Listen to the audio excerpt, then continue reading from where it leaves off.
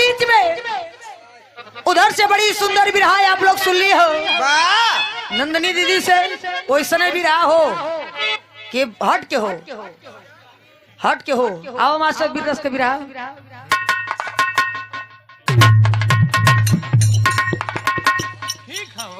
चला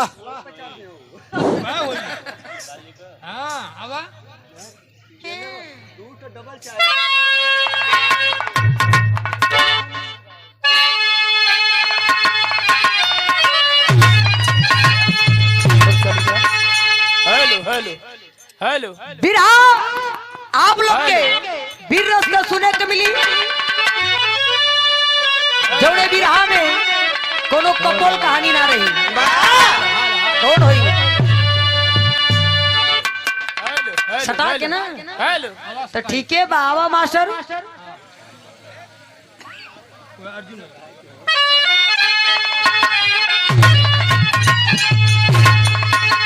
तो भाव भगती में सकती सबली दोस्त तो भाव भगती में हर की एक तस्वीर है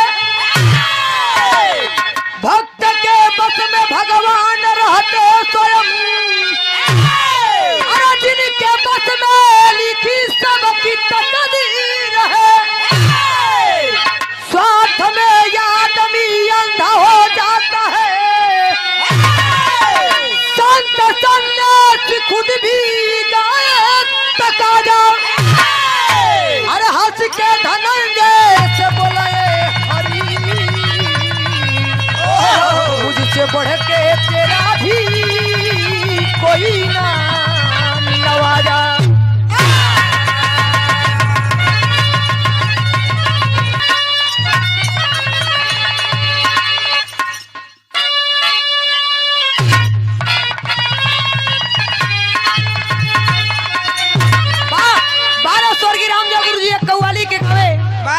हमनी देखले तो ना रहे लेकिन हमारे पिता उता जी बतावलन कि छोटा रहा लेकिन बड़े बड़े जाने को ठीक पूछते कहे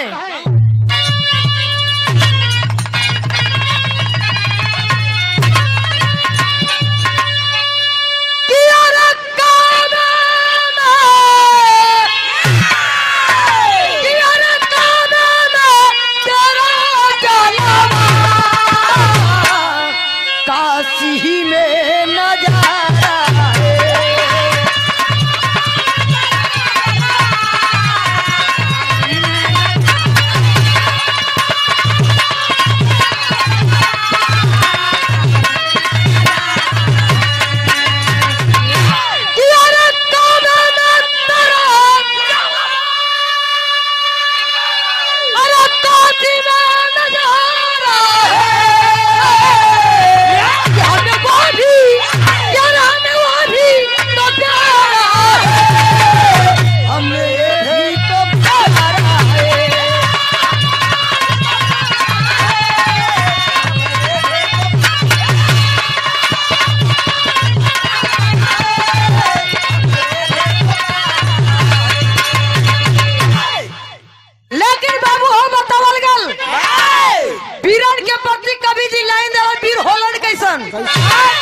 वीर रही तो कबो पीठ ना दिखाई धंस के लड़ी आवा मास्टर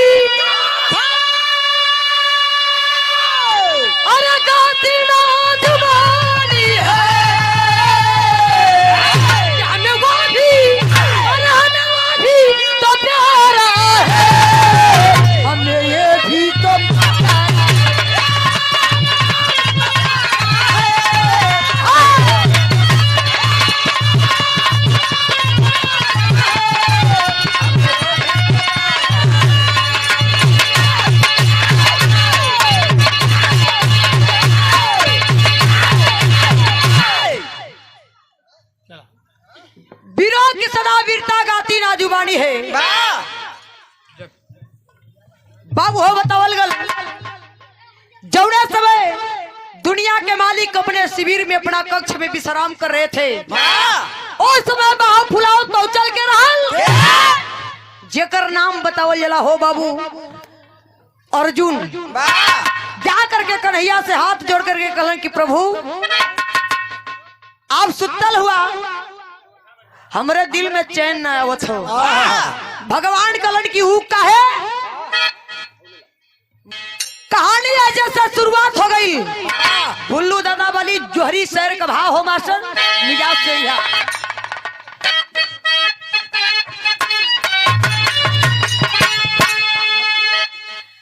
अरे भगती में बोले अर्जुनी भूले है अपना वादा, भगवान इतना के करते फिर आई अपनी दादा।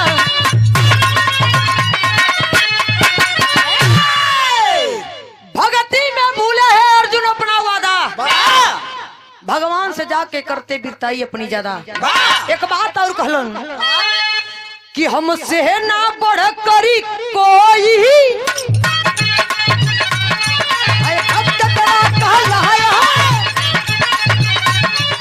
कमला की तन कन्हैया रह के ही मुस्कुराया। कहलन के प्रभु ये धरती पर हमसे बढ़ के तोहार केहू ना बा, न हमसे बढ़ के केहू वीर बा, न हमसे बढ़ के केहू भक्त बा। इतनी बतिये तो अर्जुन जी कहलन, लेकिन कन्हैया जी एक बात समझाए दुनिया के मालिक। का कहलन कि मेरे साथ में चलना होगा, रूप बदल कर भाई दुनिया लंबी चौड़ी हो जाएगी अजमाई। भगवान कलर के अर्जुन ये धरती है बड़ी गोल है, विजय भैया के लगा। लेकिन यार बाबू इतनी बात दुनिया के मालिक कलर के भगवान। भगवान से अर्जुन जी कलन के प्रभु ये धरती है गोल है तब का करबा? कलन के धरती पर अजमाई सोजा की सबसे बड़ा केबा। जब चलल हो लेकर के दुनिया के मालिक तो बिरहा में गीत बदल गए मास्टर भैया।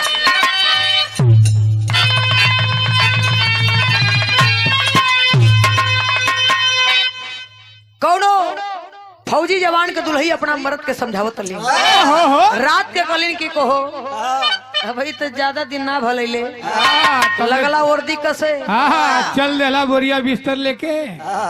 दुल्ही बताओ थे कैसे?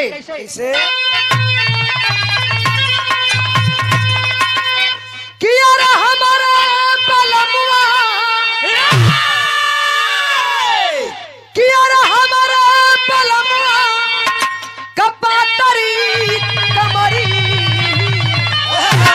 किया रे पलटनिया में जा ये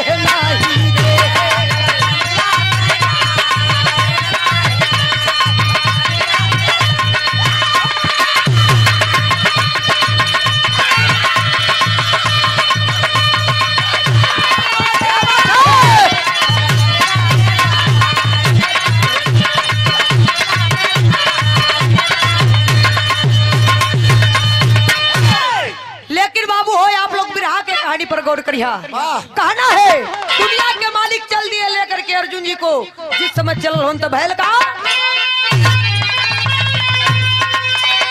रूपवा बदल के, रूपवा बदल के अरे चल सुघरी कि चैन मनवा में या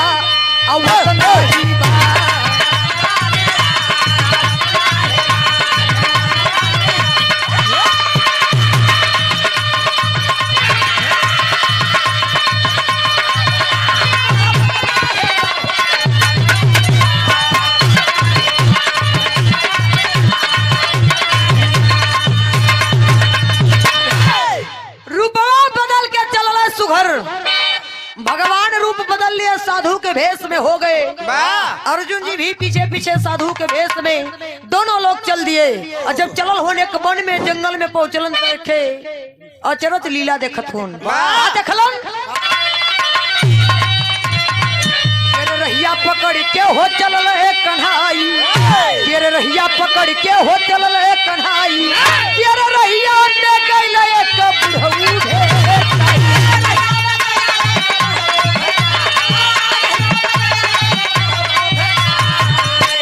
घटिया क्या करत रहले अरे घटिया क्या करत रहले जब के भोजन कन मनवा गया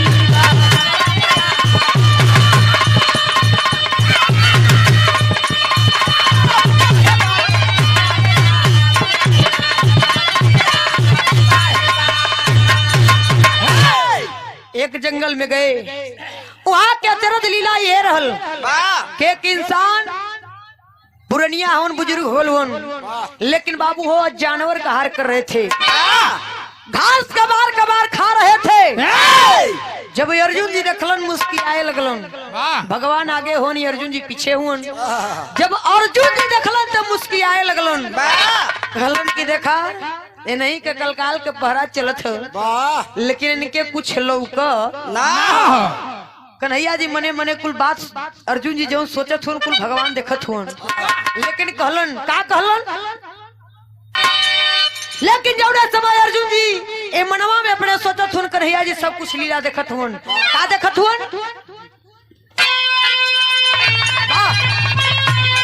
बिरहा में गीत के लाइन बा ए पहले का दद्दा पुरनिया जवन कही गेलन आज वो सत्य है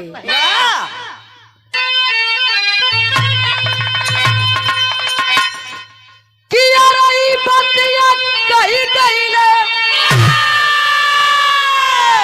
अरे पहले का पुरनिया अरे उड़ा लमऊ जबुन कि अरे उड़ा लमऊ जबुनी कि अरे जबले बात जवाई उड़ा लमऊ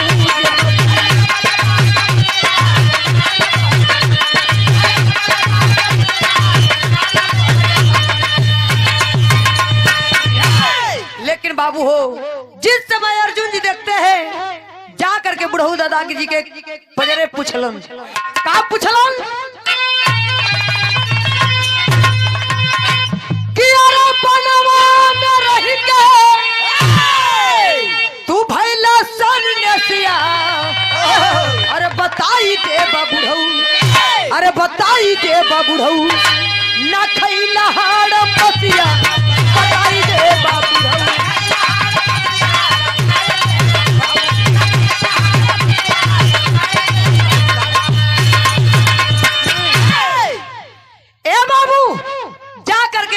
सवाल कर दिए बुढ़ऊ दादा से कलर क्या आपके लज्जा ना आवत है इंसान होकर के एक जानवर का हार कर रहे हो काहे बदाई कर्म करत हुआ जब इतनी बतिया बुढ़ऊ दादा का अर्जुन जी सुलन हो भैया सुनले हुन तो खड़ा हो और खड़ा हो गए तेस में और जब तेस में खड़ा होलन तो भैल का अरे तमलो हो अर्जुन अरे देखत झूलत तलवरिया अरे बुढ़ऊ बुढ़ैया में लड़बा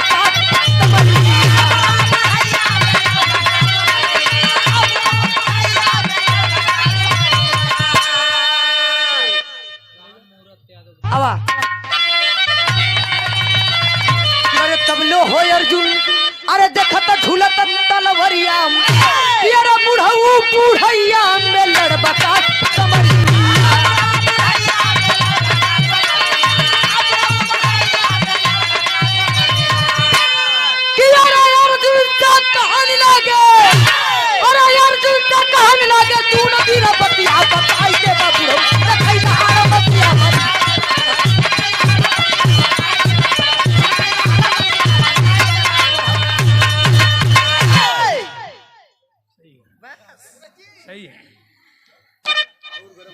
बाबू हो बतावल गल जा करके अर्जुन जी सवाल करते हैं बुढ़ऊ दादा से कि बड़वा में रह के तू भैला सन्यासिया कहलन कि अरे जोग रमा लेला सन्यासी हो गईला एक कर्म फैलौले हुआ कि घास कबार खात हुआ ना कुछ मिलल तो हाड़े मांस खा ले होता।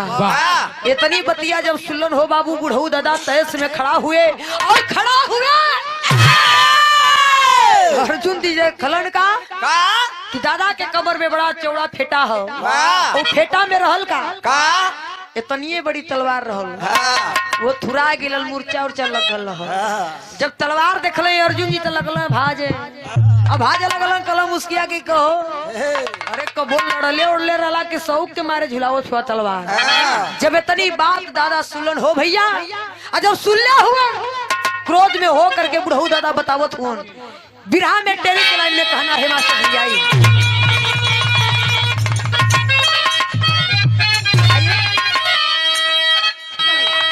तेरे झूला नवाम अरे झूला देवी मैया तो झूलत कावन गावत रहली कनवान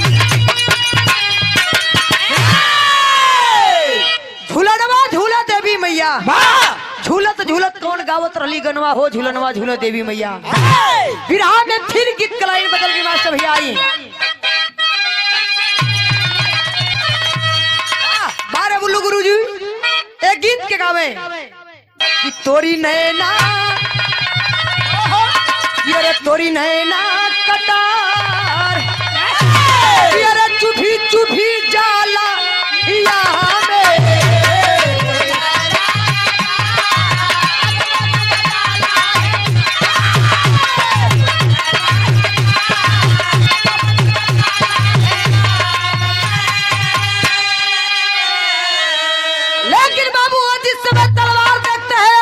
सवाल करते हैं कि तलवार क्यों रखे हो तब बुढ़ऊ दादा बतौलन कि धरतिया पर 4 गो दुश्मन हो विजय भैया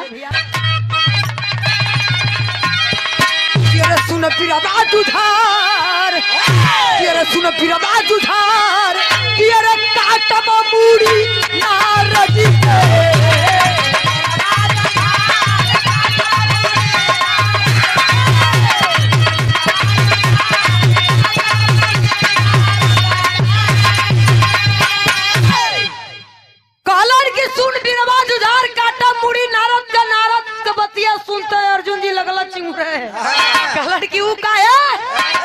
कॉलन की नरदा जवन है ना ये दिन भर बीड़ा टेर के कहला नारायण नारायण और पूरी दुनिया का खबर लेके जब आवेला तो ही भगवान के सरनिया में रख देला। जब वो खबरिया दुनिया के मालिक पावलन हो बाबू तो परेशान भगवान भी रहेलन इंसान ना भगवानो परेशान हो लेकिन कहलन का हमारे भगवान के परेशानी हो अरे तनी खोना प्रभु मरा कर ले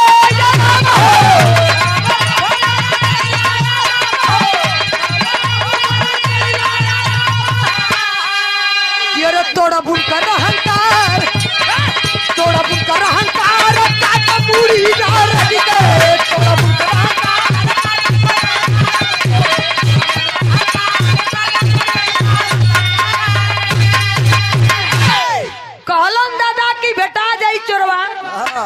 तो के भी सबक सिखा दे कि भक्ति कैसे करल जला उड़कर जो अहंकार घमंड हो कि हम सबसे बड़ा है धरती पर भक्त ही तो निपुर्रा बनल उनके हम सिखाए दे।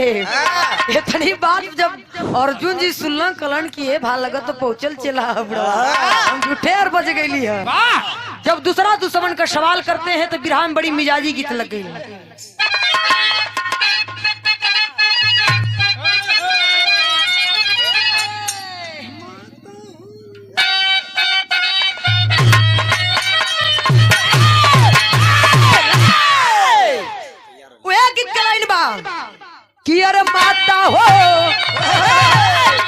कि अरे माता हो ललन हवा देईला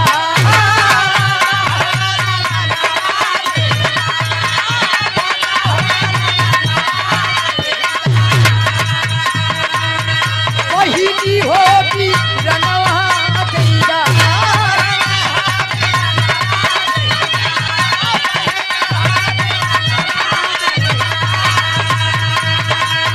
के करनवा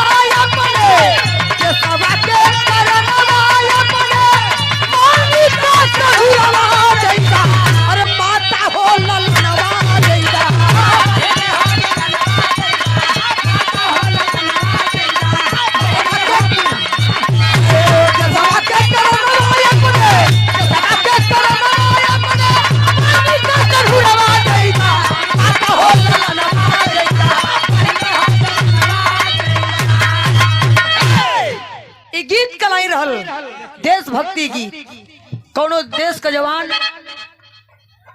देश के वीरांगना से कहत रहो, लेकिन कहना है भाव हो बिरहा के कहानी पर गौर करिए आप लोग।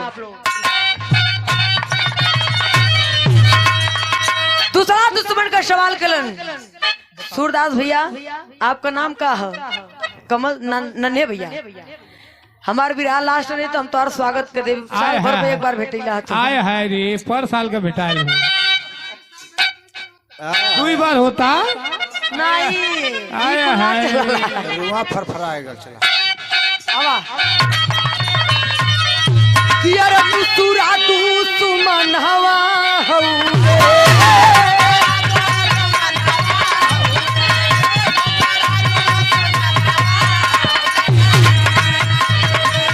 पहला नौजा वनवा हउए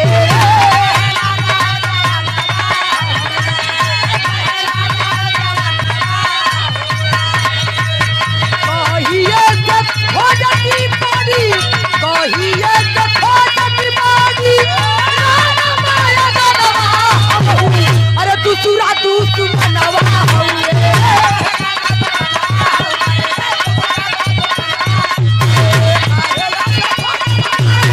कहिए जब खोजत बारी दूसरा तू सुमनवा हउए।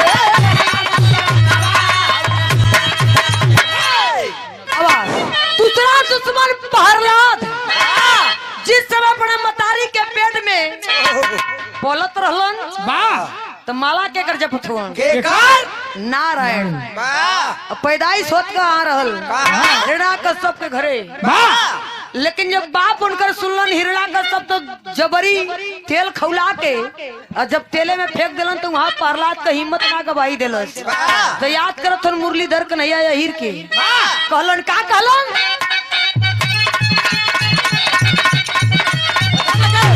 हमरे भगवान केहू हमरे भगवान केहू तेल में बोलवलती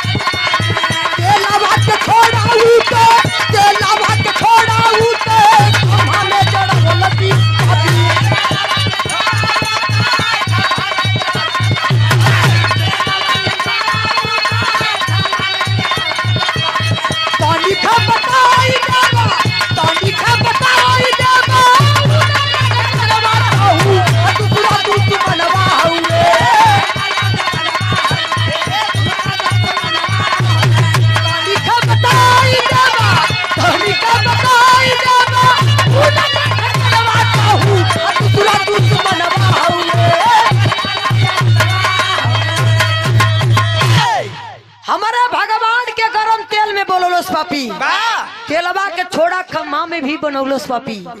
जौना समय वहां से हासिल नहीं कर पाता है हिरण्यकश्यप बाबू उठा करके अपने बेटवा के प्रहलाद के लोहे के जंजीर से खम्मा में बनवाया। वहां भी दुनिया के मालिक नरसिंह के रूप में गए थे। जौना समय प्रहलाद का अंत कलन न दिन रहल न रात रहल न सुबेर रहल न शाम रहल। बिरहा में फिर गीत बदल गई मास्टर।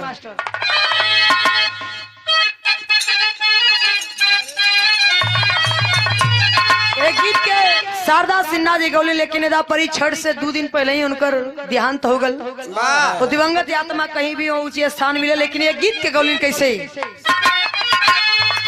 हाथों में मेहदी हाथों में मेहदी मांगे चंदूरी हाथों में मेहदी मांगे चंदूरी बर्बादे कजरवा हो गईले हो बर्बादे कजरवा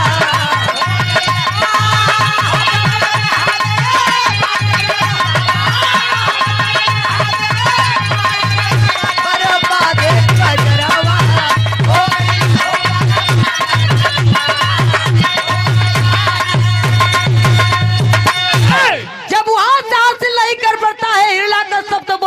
हाथी से अपने बेटा के जमीन पर लेटवा के कुछ बलावत हुन कैसे हाथी से दिया कुचलवाई कसाई हाथी से दिया कुचलवाई कसाई प्रभुताई की मतिया नाचल प्रभुताई की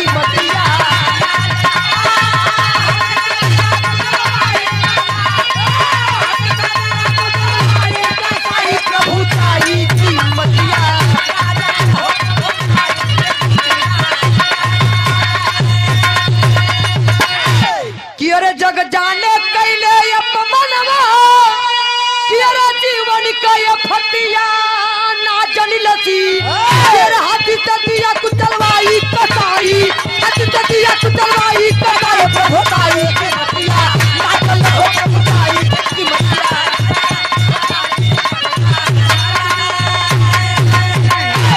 हाथी से दिया कुचलवाई कसाई प्रभुताई की मतिया ना जलस। प्रभु का उ भक्त रहलन प्रहलाद। तीसरा दुश्मन का सवाल हुआ। जब तीसरा दुश्मन का सवाल हुआ तो बिरहा में पपट लगल। कैसे मास्टर?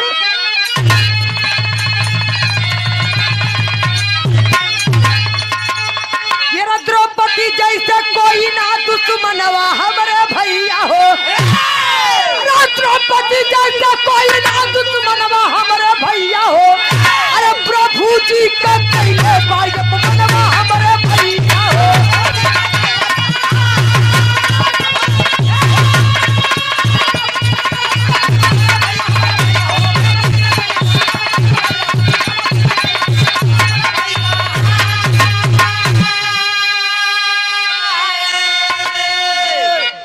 दुश्मन द्रौपदी। अब लोग कहबा के उनकर बहिन रहलीन कन्हैया का, लेकिन जब समय दुशासन उनकर साड़ी घिंचत रहल ओ समय हाथ जोड़ के कहलिन कि श्री कृष्णा श्री कृष्णा श्री कृष्णा। लेकिन भगवान करत का रहलन ओ समय भोजन कर रहे थे दुनिया के मालिक।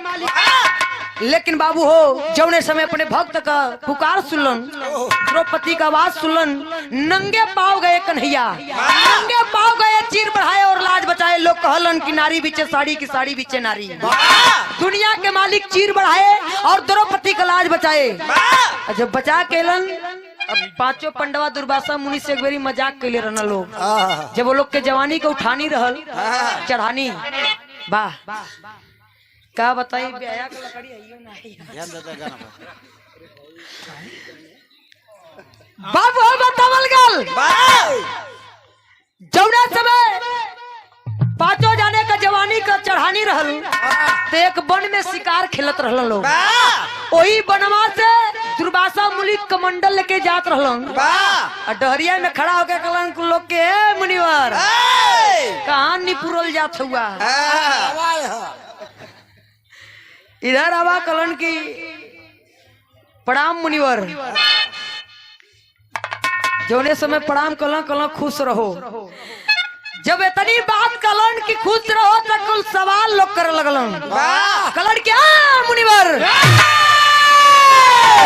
सवाल का जवाब देना। कलन का कलन की सुना ये धरती पर हमनी जैसे गदाधारी और हमनी जैसे धनुधारी और हमनी जैसे विद्याधारी केहू हइयो हका।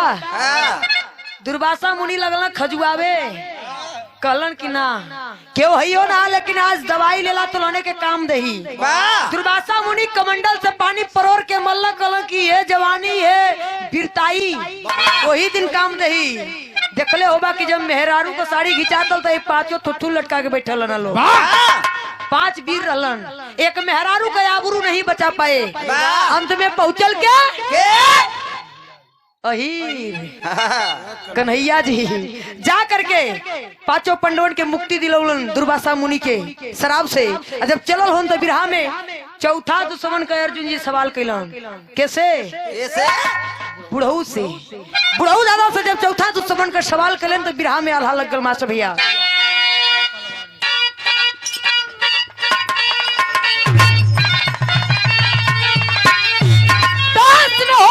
बुढ़ऊ दादा निकाल करके तलवार चल दिए। चल दिलन तो स्वर्गीय रामदेव गुरु जी वाली आल्हा लगल मजीरा पेर के रहलन कहे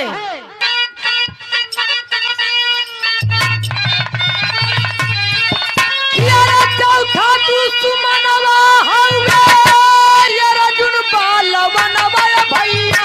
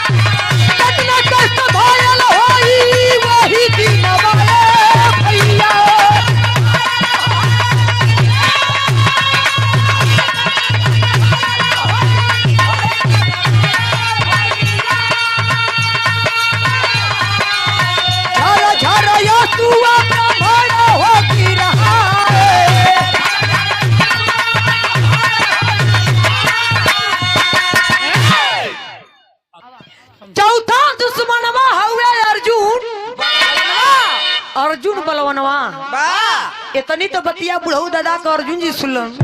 जब अपन नाम सुने चिहुक गइलन, जैसे भंटा भूज के निकाल दे आगे में से एकदम चिंगूर जाला। इसमें चनुआ सट्टी में बड़ा भंटा भी चाहता है और औरा वाला। लेकिन बाबू हो बतावल गलो सही, अर्जुन जी अपन नमवा सुनता चिहुक गइलन। कहलन कि भाई तो हमरो बारे में जानत हो।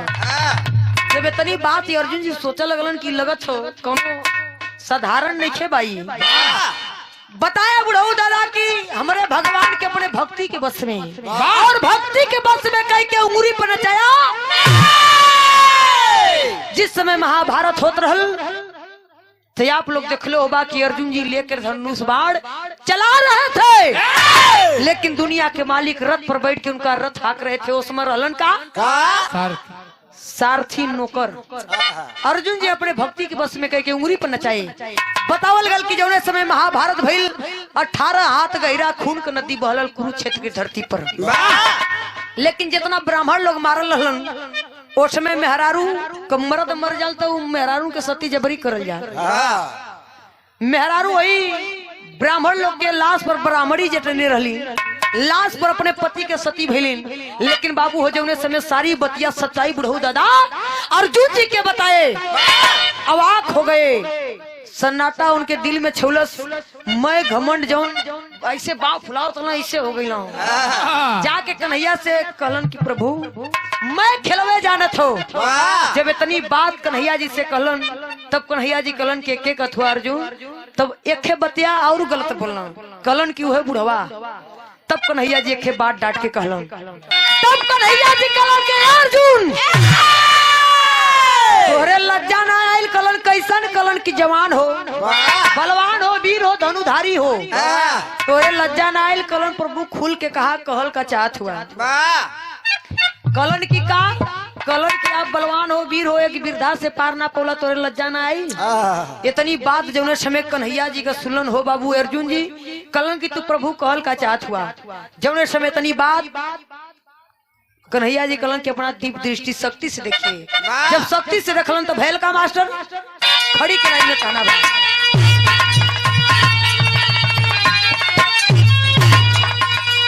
कियारा चूर हुआ घमंड, कियारा कांडी उधारी चल दिए, तकीरा हरि के चरनिया मुरारी चल दिए।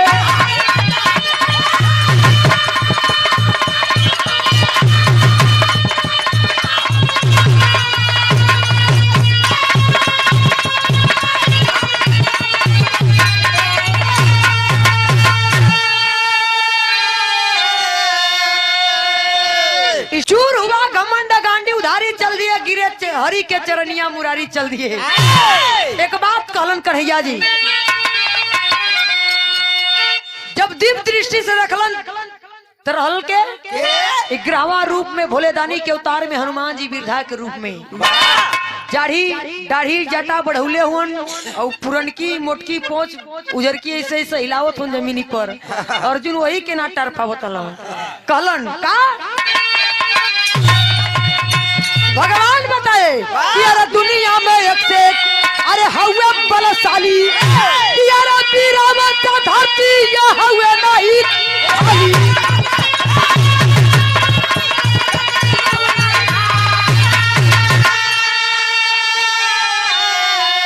अरे मन की इच्छा पूजी, अरे तब पुजारी चल दिए, तकीरा हरि का चरनिया मुरारी चल दिए।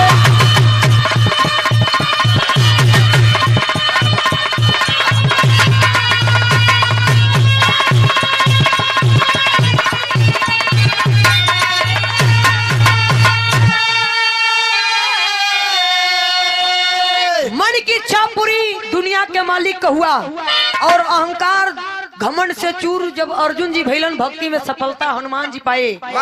जौने समय तीनों मूर्ति आपस में भेंट दीदार करत हो।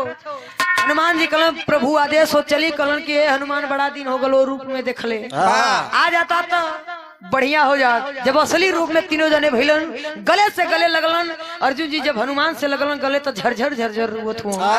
भगवान से कहलन कि कौन बड़ा इतना गलती कैले रही कि एक भक्त के संगे लड़ाई करौला। कहलन तू गलत है, वो गलत करबा कहाँ से? खानदान का परिचय बा।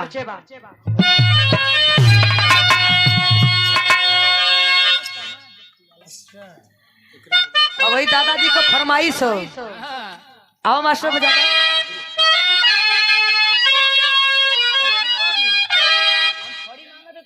खड़ी लिवा चला खड़ी आओ।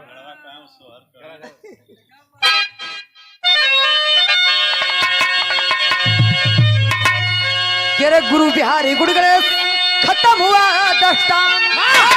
अरे तोर क्या चंद्र का कभी पाया हमारी आस्थान।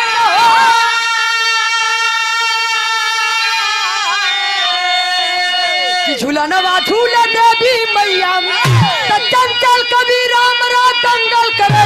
नवा झूलनवा झूल देवी मैया।